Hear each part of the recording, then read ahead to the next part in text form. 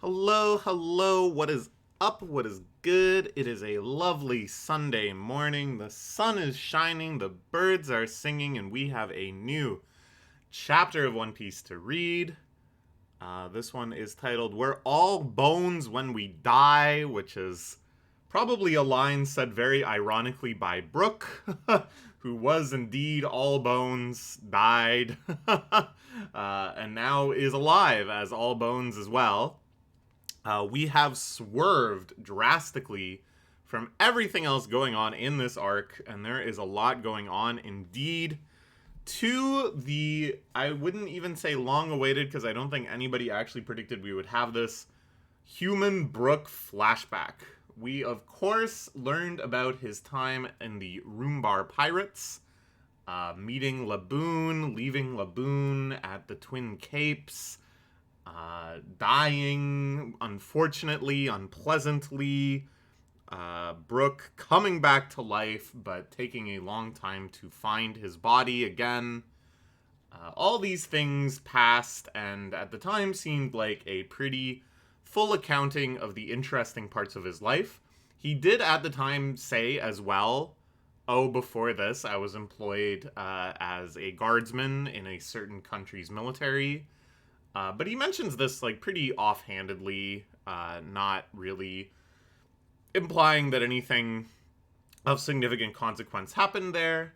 Although maybe, when you think about it, going from that sort of line of work to becoming a pirate is already a little strange. So the real astute readers might have realized there might be some kind of additional plot point or something that we would eventually explore. Whether or not Oda planned on doing this the whole time, I don't know. I made a little joke last time that this was just to do a favor to the person playing the living Brook in the live action show. And going, hey man, you don't got to worry about it. You don't have to just voice act a CG skeleton the whole time. If we make it to season like 8 in 2050. No. Don't worry. You will also get a substantial human role for your human self in 2100 when we get to season 93 and we get to this flashback. So I don't know. I don't think that's like real. I don't know what the hell is gonna happen with the live action One Piece show. It's actually like really successful, and season 3 is coming out I think a lot faster than season 2 took. So if they're able to keep up this kind of accelerated pace, maybe they can tackle a substantial part of the story before all the actors start getting like too old. I don't know. I don't know what their ambitions are. I don't know if the plan is just to do Alabasta and that's it, or try to get to like Water 7 is a good ending point. Maybe I don't know. It's crazy. Are they really gonna do Skypia? I think they could be forgiven him maybe if they skip Skypia, because it's like very long and it would be very, very expensive to make sets like that. And it's not like super consequential insofar as there's no new crew member. I don't know. Anyways, that's all neither here nor there. Very funny cover image. Brook getting electrocuted with the thumbs up. Maybe he enjoys it. I don't know. But here he is as Skeleton Man. The jellyfish have the same eyes as Emu. What's up with that? I don't know. Maybe this is a foreshadowing to the destructive influence the world government is going to have on his kingdom that we will see in this flashback. Let's get into it. There we go. Okay. So, here it is a little later, I think, than the previous chapter. Shuri, who of course becomes Gunko, a little older. Brook, making it hard to tell exactly how old she is because Brook is so freaking tall. lot stronger now, and I'm a lot cuter. But my chest will fill out in the future, too. That's undignified. Brooke is a pervert, but only to 80s of age. Yeah. Might I have a gander at your garters, a peek at your panties? What a pervert. Oh, cows and frogs and slaves and kings were all bones when we die. Cows and frogs and slaves and kings were all bones in the end. That's all there is to say. Yo ho ho. Very typical Memento Mori type message. This was a fascination of the medieval people. The reduction of all to bones. How fun. How lovely. Laughing and laughing. Oh, I'm everything. If I hadn't met your father, it'd be nothing but bones by now. And it's a flashback within a flashback, folks. We have it here now, live for you, with a One Piece classic. Flashback within a flashback. Brooke. Some little street urchin. This is still the same kingdom. This music-focused kingdom. Peering at the music students from outside. The shame of the country. Let's blame the king. We need a new king. One day we'll get to play real music. Dad and mom and little bro, we're all starving and skin and bones. How am I even alive? Eating toad so I can thrive.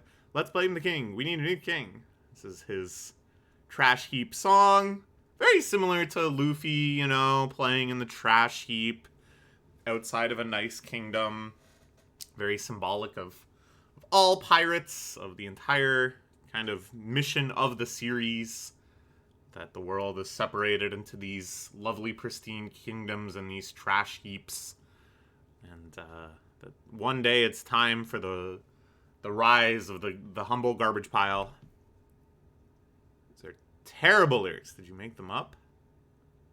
That's my violin. I made it out of a glass bottle and some wire. Doesn't it sound nice? A fan of mine, old man. And we know that this is the future king. Perhaps a prince at this time. Not that old, I'm only 21. You look so much older, you must have a hard life. Caught some fresh grasshoppers and a frog today. Secret ingredient is curry powder. I steal it from the Navy ships that come to port now and again. It makes everything you put in it taste like curry. I guess that's that much of a secret ingredient. Brooke as a little kid is so lively. His shirt just says die. Is that true? There's no good shot of it. I think it just says die. Soup du jour is dollar abalone, harvested from the Euro Peninsula and cooked in red wine with an A5 rupee beef. Those are all currencies, of course. Chefren Zaibatsu. Zaibatsu is the name of the shipping magistrate that we see at Big Mom's wedding. Is that true? Or am I mixing up two completely different words as I am wont to do? Anyways, we get a sense of his kingly life.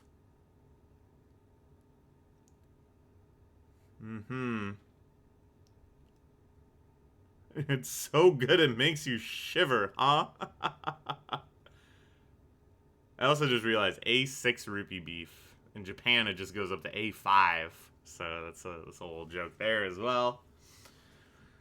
I like this whole thing. It's so parodious. It's so over the top, you know. It has the real exaggerated depictions of poverty and wealth that you would see in like a fable.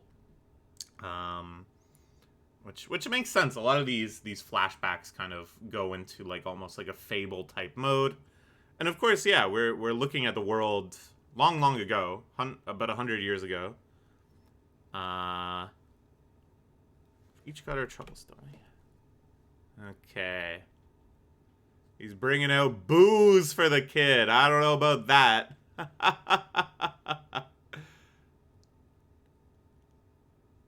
Is that booze? One of them just looks like freaking poison.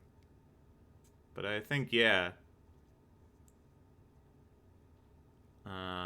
catching an octopus. Very funny. And the cello port. Load the merchant ship with the instruments. Be careful. And Brooke is captured and arrested as a suspected drug mule. This Marine here, this is an old Marine, an old Marine, many generations before the Marines we know. I like that he's got the little, he's like a hick Marine. He's appropriating hick culture, or maybe he is a true blue hick. Could this guy be related to Vice Admiral Kong? I don't know, it's just like an old dude I could think of. Vice Admiral. I'm sorry. He's Fleet Admiral. Fleet Admiral Kong. Paid a lot of money to that stuff, and you're supposed to give it to us. And what do we find instead? Curry powder. He's singing and singing. Oh, these are corrupt Navy men. I see. Yeah. Trying to comfort himself.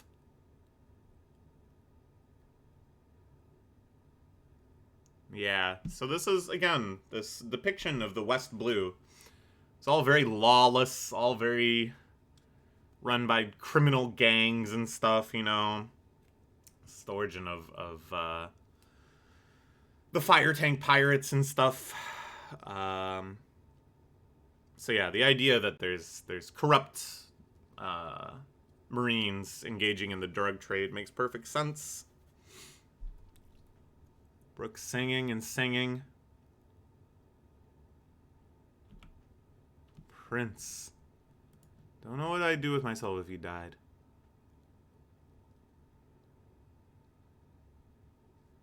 The Mulan family and the mule who's transporting their drugs.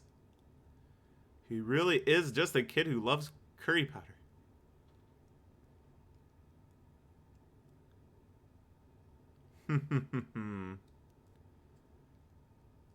Here we see the king and queen. I thought the king would be some schlub, but now we see he's an awesome dude. I kind of assumed he would be like the villain of this story, but I guess it makes more sense that the kingdom itself is pretty innocent. And it's the world government that came in. I think generally we're gonna see more of this sort of theme where it's reminding us like the origins of the world government were in people leaving the throne and going up to Mary Joie and living like gods. This probably happening around the start of the Void Century or whatever, and then the replacement kings and queens were more like community chosen, I think.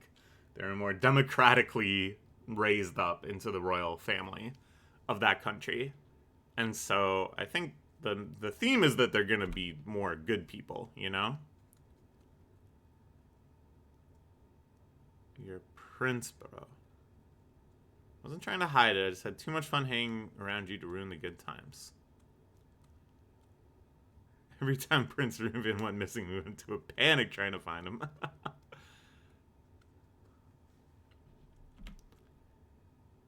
Aww. And Brooke, of course, swoons. This guy's my favorite musician. Give him room in the barracks and some real instruments to play and make it so he can attend school.